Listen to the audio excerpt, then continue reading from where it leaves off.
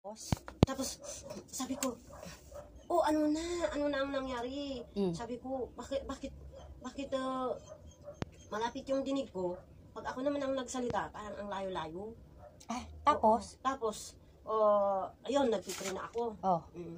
Tapos, siyempre, ang kagustuhan kasi ng katawan natin, anong tawag doon? Ma-therapy? Mahilot? Oo. Pero hindi yun ang inisip ko.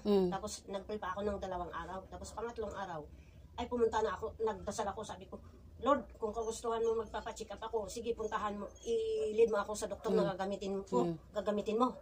Eh pumunta ako kay doktor sa Ipipan eh. Tapos sinilip niya yung tainga ko. Sabi niya malinis. Tapos buo pa yung eardrum ko. Baka sa nerve. Nerve, niya. opo. Tapos hindi ako, paracetamol lang yung binigay. Tapos, Biyernes yun. Habang lumilipas ang araw, parang lumalala. Ang alin? Tenga mo? Yung nararamdaman ko kasi hindi lang yung tainga, affected na itong leeg ko, cervical na yung spine. ulo ko. Opo. Baka mahigpit na. Parang iniipit ba? Mahigpit Tapos, na. parang sinasakal. Tapos, ito naman, parang nakakarinig pa naman ako, pero hindi ko na maintindihan. Malabo na. Oo, hindi ko na maintindihan. May ugong po ba? Oo, may ugong. Tapos, pumunta ako kay doktor. Kampitong doktor na? Si Kwan, yung doon sa Notre Dame. Sige po. Si doktor, consultant ng ear, neck, throat. Ay, talaga palang Kwan talagang high-tech sa kanya. Kasi, pagkasilaw niya sa tinga ko, meron siyang telebisyon na ganun. Yan, tingnan mo yung tinga mo. Sabi niya, tapos, buong-buo pa yung eardrum mo, malinis na malinis, walang nakikitang problema. Tapos, pumunta sa likuran ko, pinsil ito, sabi niya, masakit ba? Yes, doc. Tapos pinsil dito, masakit ba? Yes, doc. Tapos dito, masakit ba? Yes, doc. Muscle pain, sabi niya. Tapos, pinuntan niya ako sa yung may skull ba? Parang may skull. Sabi niya, itong parts na to, red yan, nag-i-inflame. Yung tainga. Ang cause niya, dito. Sa shoulder. Kasi, nung pinsil niya, ang tigas-tigas. Ay, Diyos ko na. Hindi nagpo-flow, hindi nagsi-circulate, hindi nagpo-function na maayos. Oo, kaya, oh my God, natakot ako. Sabi niya, ipa-neck x-ray ko yung dito ko. Natakot ako. Tapos, yun, nagdasal-dasal na lang ako. Tapos, sa kagustuhan kong kumaling, ay nagkaroon ako ng knowledge na i-search doon sa Google. Na alin po? Yung muscle pain. Tapos nakita ko doon na sabi niya, therapy. Tapos, meditation. Tapos, i-ice pack ko daw para yung inflame, parang, ano yun? Mag-cool. Oo. Cool down. Tapos, at saka ko, i-hot pack para maganda yung blood circulation, flow. Yun, kaya, sabi ko, Lord, wala na akong alam na makakapagpagaling pa sa akin. Kaya ang hinahanap ko, therapist. Kung totoo sinay, habang nagsasalita kayo, inoobserbahan ko yung tainga nyo. Masyadong pasok na pasok po yung level ng, dito yung buto natin dito. Pasok na pasok ho talaga yung sa gilid ng buto ng tainga. Kasi inoobserbahan kita habang nagsasalita. May imbalance po ang mata nyo, may imbalance din po ang pag-move ng leeg nyo. Pati po yung dito sa part na to, pasok na pasok sa bandang leeg. Alam mo ito? Yung skull parang sinasakal na po, at saka yung mga lymphatic nyo, dikit-dikit na ho, paloob na siya. Kaya kailangan po talaga yan i-therapy. Tapos, masakit dito? Hindi na ho maganda yung mga lymphatic parts. Alam mo, gabi-gabi, hindi lang nila alam, umiiyak ako. Kasi masakit po talaga yan, para kang hindi makahinga. Ito, kaya kahit nang nasa church kami, ginaganon ko ito kasi, parang tumigas yung lahat ugat dito. Tapos, sumakit hindi na humihinga. Sumasakit na yung ulo ko, parang iniipit siya. Tapos, apektado na yung tinga ko, ginaganon ko kasi, alam niyo po ba, pag ginanon ko, yung ugat dito, ang lakas-lakas. Ang therapy po para dyan ay lymphatic therapy po. Para ayusin ang mga lymphatic at saka yung mga lymph, yung mga alignment po ng mga natin dito sa leeg. At saka adjustment alignment po, ilalabas po yung distansya ng buto. Para makahinga po at magkaroon ng oxygen ng mata, oxygen ng tenga, ang temporal, ang occipital, pati yung lahat po sa skull, yung mga membrane natin. Tapos yun, nung last month, pumunta si Julius dito. Tapos siyempre nagkukwentuhan kami, kasi kinumusta ko yung tatay, tapos hindi sinabi ko yung sitwasyon ko, tapos sabi niya, ay pasensya ka auntie, hangko ang mga kastaran tinabayag ng sitwasyon mo, sabi niya. Tapos, sabi niya, no kaya't mo, adangay ti masahistan ni Papa Ming, magabgabo Laguna, sabi niya. Tapos, magaling yun sa mga nerve, sa mga muscle, sa mga joints, sa mga buto. Tapos, iniisip-isip ko, Lord, yun ba? Yung isisin mo na gagamitin mo na magpapagaling sa akin. Sabi ko, tapos, kasi kung tutuusin naman, kaya mo akong pagalingin, pero pag may gusto kang gamitin, sige, isend mo na para gumaling naman ako. Kasi talagang... Ilang taon ka, nanay?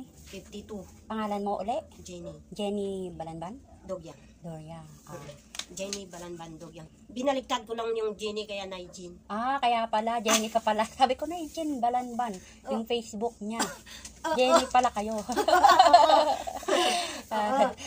At least nagkakilala ulit tayo.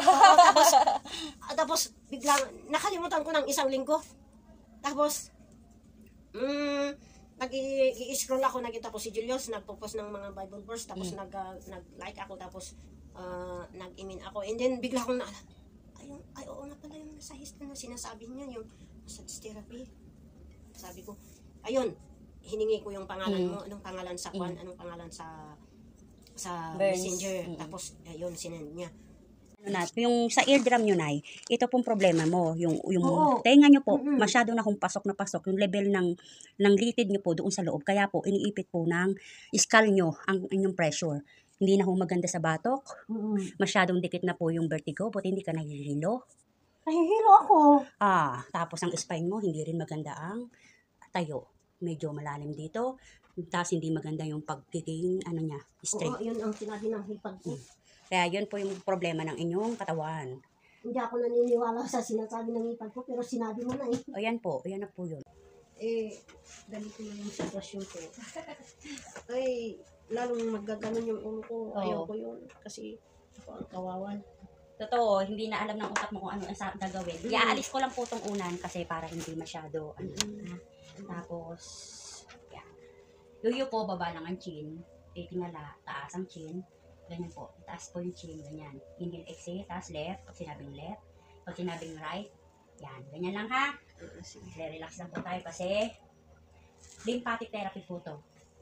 Ako po yung Yupo po. Yupo. Tingala. Tingala po. Sige lang. Sarap po yung bibig. Yupo. Hinga-hinga lang. Tingala. Left. Right. Yupo. Tingala. Left. Wala naman. Parang tahimik sila. Oo, pero ano yung nararamdaman mo ngayon? Ano yun? Dito, parang wala nang gaano. Oo. Hindi na yung malakas. Oo. Ito, alam mo ba yung parang nakukumutan? Oo. Ito, parang labas. Oo. Ito, parang pasok, kulob. Oo, parang nagaganon. Sige, yuko po. Tingala. Left. Tingala. Inhale, exhale po. Since tinakpan ko yung tenga mo, may ugong na malakas pa. Dito, sa kabila. Sa kabila, wala na. Pinukumutan pa rin ba siya o meron pa rin siyang Oo, parang dito parang nasasakal pa. Nasasakal pa siya. Pero dito gumaan na. Sa kabila, gumaan na. Okay, yuko po. Low. Kamusta po? May ugong? Malakas pa? Nabawasan na? Nahihilo pa, Nay? Anong klase ang hilo? Umiikot ang mundo? O Hindi naman. yung hilo lang na parang nag-aano ang ulo? Ayan pong nararamdaman nyo, nagre-reverse po ang ating nerve. Ibig sabihin, i-absorb niya yung oxygen na inihinga nyo, ipapasok nyo sa katawan nyo, yung oxygen po umiikot po sa ulo. Yung para siyang may pressure sa head, di ba? Ayan po yung oxygen na habang nag-inhale, exhale po kayo, nagkakaroon po siya ng function sa loob para po flow. Opo. Ang nahihilo po, yung umiikot ang mundo. Hindi naman. Hindi. Basta, yung nahihilo ka na, parang normal na hilo na. Oo, hilo lang ng biglang bangon. Oo, okay. Yun. Pahinga po yung katawan na kasi medyo pagod na pagod ang inyong mga katawan. Marami pong mga mararamdaman. kasi marami magre-recover, mag-a-adjust. Kaya kailangan po stretching exercise lang at saka breathing exercise. Vegetables and fruits, iwas po kayo sa mga fatty food. Mag-inom po kayo ng mga herbal tea, natural leaves, pwede po. Kahit yung natural leaves ng bayabas, atis, yun ang iniinom ko. o kaya kung ano meron kayo, yun lang. Bayabas. Opo. May guayabano ako doon, pero na-anemic kasi ako. I-alternate nyo po para hindi maa-anemic. Tsaka mag-rest, ha? Okay. I-obserbahan po yung nag-a-adjust at tsaka nag-i-improve po. Kung sinasakal ka pa ba o okay ng paghinga mo? Dito? Diyan sa part ng kasi dito kasi masakit pa. Dito naman. Okay na. Oo. Pero dito kasi na. Ito na, dito sa part po na to, ang lymphatic mo ay hindi ho maganda. May ipit po dyan dito sa part na to. Oo. In-adjust lang natin po na, pero sa susunod i-adjust pa rin po ito. Hindi po tayo nag-a-adjust ng force to adjust kasi magkakaroon po ng parang akala mo pilat yan dyan. Kaya antayin po muna mag-heal yung kabilang part bago po ito mag-heal.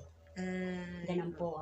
First therapy nyo pa lang naman, at least may nagbago naman po sa inyong pakiramdam. Maraming masasakit, parang akala mo bugbog na, pero hindi ho. Nag-a-adjust si buto, si ugat, at saka yung mga lymphatic mo. Hindi, parang simula dito hanggang sa baba gumaan. Gumaan na. Yung ito lang talaga. Kaya na lang ang problema mo. Kalahati, tapos antayin po natin mag-heal ang nerve na sa head part. Dahil po yan po ang mas affected kasi malapit na ho kayong magkaroon ng blood clot dito sa part na to. Pero salamat sa Diyos at nagkaroon siya ng init at saka nagkaroon siya ng kanina, napakatigas sa mga ulo nyo. Parang akala mong gabato. Kaya ito po, iingatan madulas, iingatan baksak ang ulo, iingatan po ma-pressure or ma-stress. Kasi connected po ito pag nagka-blood clot sa kabilang kanang paa, pagkaliwa ang blood clot, magkakaroon ng problema dito. Pero hindi pa naman yan as in blood clot talaga. Kasi observation ko lang, meron na ho siyang nagre-react sa skull. Hindi parang yung nararamdaman ko, pero salamat naman sa Diyos at nasabi mo. Hindi mo kasi napapansin na Sa observation kanina, iba na mo ang tingin ng iyong mata. Kumbaga, paduling na po yung isa. Pero ngayon, medyo maganda na ang tingin ng iyong mata, nakadiretso na parehas. Medyo improve ka. Tapos pag nahihilo na ngayon, wag po munang babangon. Iga ka lang 5 minutes, tapos mabawas-bawasan ang sakit ng iyong problema. Nararamdaman mo ang head mo? May pressure siya, may nagpo-flow. Flow po yan para po ma-recover po yung nerve po sa head. Kasi masyado na hong walang hangin. Ngayon inayos po natin lymphatic nyo para po unti-unti po mag-recover ang inyong skull. Iwasan po siyang malalamigan ng ulo kaya kailangan nyo magpapandong, lalo na sa ating gabi. Para po hindi po magsikip uli yung skull nyo dahil meron pa siyang tension na pwedeng bumalik. Depende po sa pag-sided ng ulo, paghiga ng mataas na unan. Kaya ingatan nyo pong gagalawin yung mga litid na inayos natin kasi hindi pa po yan yung tamang ayos niya. Sarap huminga, maluwag ng ilong. Iba na yung pakiramdam ng ulo mo, nagbago. At least nararamdaman ko na kahit ganito na walang unan, na natatagalan ko na nakaganyan lang. Hindi ka naliliyo. Hindi hindi ko magawa to kasi parang nalulunod ako. Ngayon nagagawa mo na. Kasi parang anong tawag doon? Sakal na sakal ka na. Oo. Parang ang feeling ko pumunta dito sa ulo ko yung tubig. Salamat sa Diyos. Sa leeg. Ito pong connected po nito. Andito po yung pinakamalaking ugat na connected po sa paa. Yung paa po nyo, kaya yung paa nyo, iba na po yung function at saka tayo niya kasi may movement na po siyang pag-ikot sa knee. Sabi ko nga, ba't napansin ko lang yung paa ko nung nagpantalon ako. Bakit parang gumanon na yung paa? Tumatabingi na yung paa nyo. Bakit ganon? Tapos umupo ako, tapos nagmuni-muni. Nag-isip-isip. Kalaunan, umiyak ako. Lord, bakit ganito yung paa ko? Bakit kapapansin ko lang? Bakit iba yung paa? Anong nangyari? Bakit? Tabi Nakita ko yung nung lumalakad ako, mismo ako ang nakapansin. Kaganina ho, habang naglalakad tayo, nasa likod ako, tinitingnan ko ho yung likod nyo, baluktot, yung paa nyo, iba na rin ho yung tayo. Oo. Pati kahit sa head nyo po, iba na rin ho yung tayo ng head nyo. Kaya parang ang baksak ng oxygen mo sa head mo, pero sa part ng paa, bloated po, kumbaga maganda yung oxygen nyo sa body. Kaya lang, ang problema, hindi ho siya nagpa-function ng maayos dahil po sa head part nyo. Opo, kaya lahat po ng ano natin, ang gagaling sa utak. Kaya ingatan po lahat, ulo ma-stress, kung may mga adjustment po si body, magre-recover siya, hayaan nyo lang, inom lang ho kayo ng mga herbal drink, mag-stretching, at iwasan nyo po pong malamigan. Iligo ho kayo ng hot water. You're such a great health blessing. Yan, masarap yan. O, kain tayo guys. May lechon ang lola nyo. Wala na yung nakakapako dito na parang bukol.